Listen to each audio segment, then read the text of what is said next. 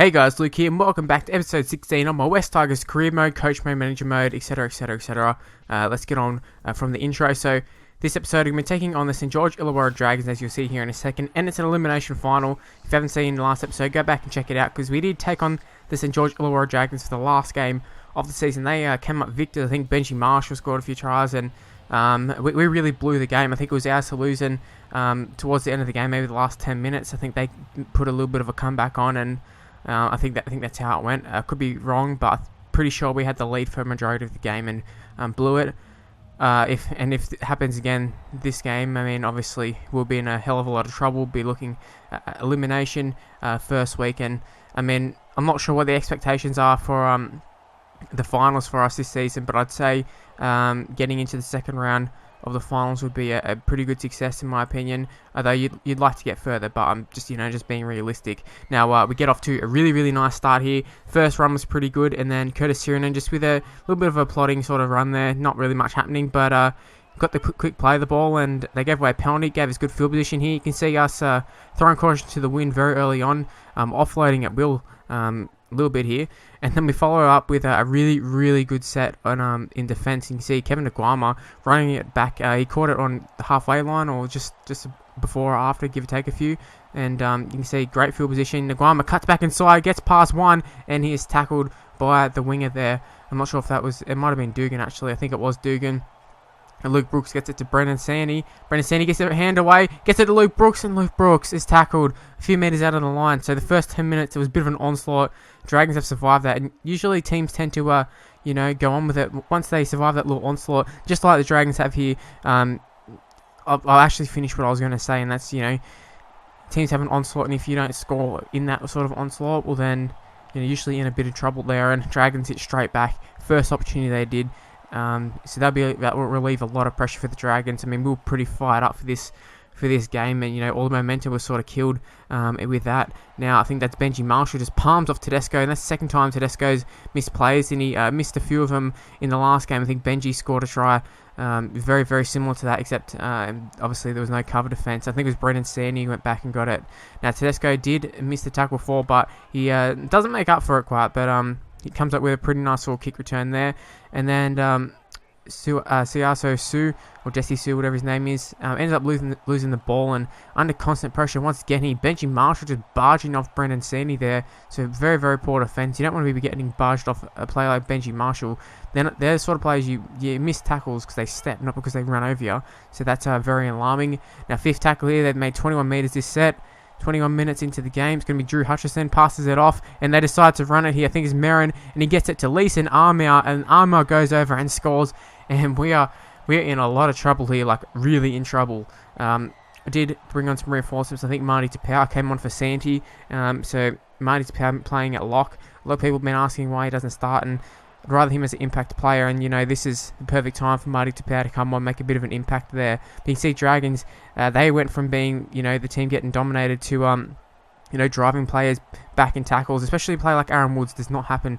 It does not happen to him. He's been our best forward, and he's the one who dominates. But he is going to get his own back here. As he palms off one, he goes over and scores. But we'll go up to the video ref. Josh Dugan came across and did a last-ditch attempt. It was around the legs, though, so I can't see him dropping this, and he didn't. And Aaron Woods pick up first points for us. That's a really nice try. And, a bit of a lucky one. Props usually don't score those sort of ones, but I will take it. Now, Paddy Richards starts it out to the right. Didn't hit it in the sweet spot, but did enough, I would say. And, like I said, just killed it a little bit, but I never really looked like missing too much. Now, 28th minute here.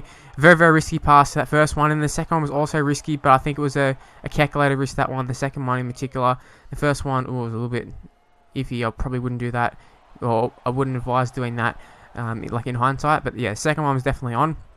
And then Dragons, under a little bit of pressure, came up with an error there, and we got great field position here, 3-on-2, and we just couldn't get the last pass away. Simona, they wrapped his arms up, but he did continue to, drive the legs there, make a few more metres here. Now, there's a bomb put up. Luke Brooks will take it, and Luke Brooks will score, and we are right back in this game. It should be a tie ball game in just a second here. Pat Richards, it is, a little bit wide. It's right on the 20-metre mark, but it's a pretty simple kick for, a player the calibre of Pat Richards. And we just got to say, this could be Pat Richards' final game for us if we get knocked out here. There's a few players who will be like that. Dean Hallertau, is another one, and can't think of anyone else, but yeah, I think that's pretty much all the players who'll be leaving this game. You can see here Kevin Aguama.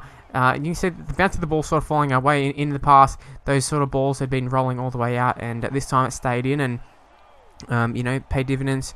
We didn't end up, having shitty field position or trying to defend shitty field position. And then straight off that, we threw one last play and we went with the offloads and that sort of stuff. And Nguama ended up just dying with the ball there. He has produced some absolute magic in the past, but it wasn't meant to be that play.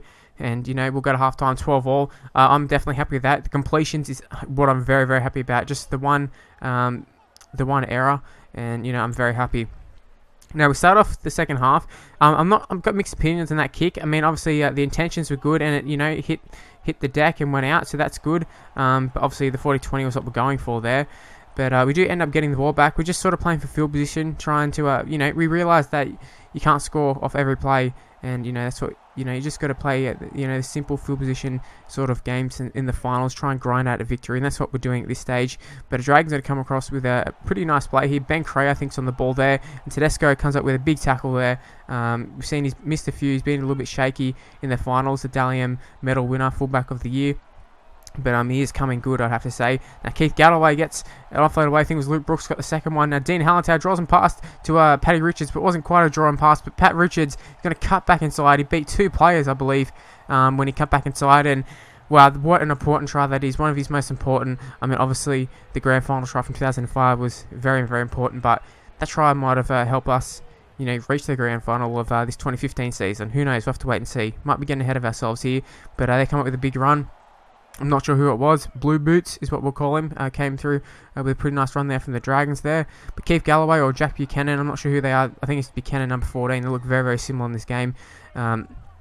He came up with a pretty okay run, I suppose. But we drew a penalty, which is the main thing. That's what I wanted to show. And the Dragons come up with another error. So, they're trying to play catch football. You don't want to do that against us, and we'll make you pay. Now, Curtis Syrian, in the 73rd minute, going for the field goal. We pop the field goal straight over, 19-12. That all but seals the game, you would have to think. I know time goes off after scoring a try and all that in the 75th minute or whatever, but I can't see us losing from this position here. It requires a miracle for the Dragons, and it gets even better for us. As you can see, they're still making line breaks. We're not going into our shell at all a little bit, although some might say we should, and we nearly are made to pay by the Dragons there. They make a little line break, and then 78th minute, it is pretty late for them, but Ewan Aiken should have just ran it himself, passed it inside, and it allowed us to slide a little bit here, and that was the final nail in the coffin there. Lolo just grabs the ball, and we will win. As you can see, the players absolutely jubilant to win that game. Very, very happy. We travelled down to Wynn Stadium, I believe it was. It was Dragons home game. I'm pretty sure it's Wynn Stadium. And we picked up a victory, 19-12. We took on the 5th place spot, and we came up trumps. I was very, very confident going into the game, and, we were rewarded. In terms of other games, the Melbourne Storm took on the Panthers. That was like a top 4 clash, and Penrith, they ended up winning. They've got a really strong side in this game, I have to say. Now, the Rabbitohs, they smashed the Eels, which I suppose was to be expected. So, a good win for the South Sydney Rabbitohs. Aaron Gray man of the match there, 28-4. Now, the next game, the Warriors taking on the Manly Warringah Sea Eagles. Now, I think this is another top 4 clash. And as you can see there, the Warriors came up the winners there, 22-18. Now, take a look at the actual tree there. So, you can see we'll be taking on the Melbourne Storm next game, which should be very interesting. Based off the last game we played against the Storm, I am pretty confident going into the game. But, hey, Storm did beat us last time, so we'll keep that fresh in our minds as well. But use that to power us on in the game. But I'd like to say thank you for watching the video. If you enjoyed it, if you can leave a like, it'd be very much appreciated. If you can subscribe to my channel, also very much appreciated. Follow me on Twitter, at Mr. Luke and YT. Face a page in the description below. And if you leave comments, I'll definitely reply. And yeah, hopefully you enjoyed it, and I'll see you next time. Bye, guys.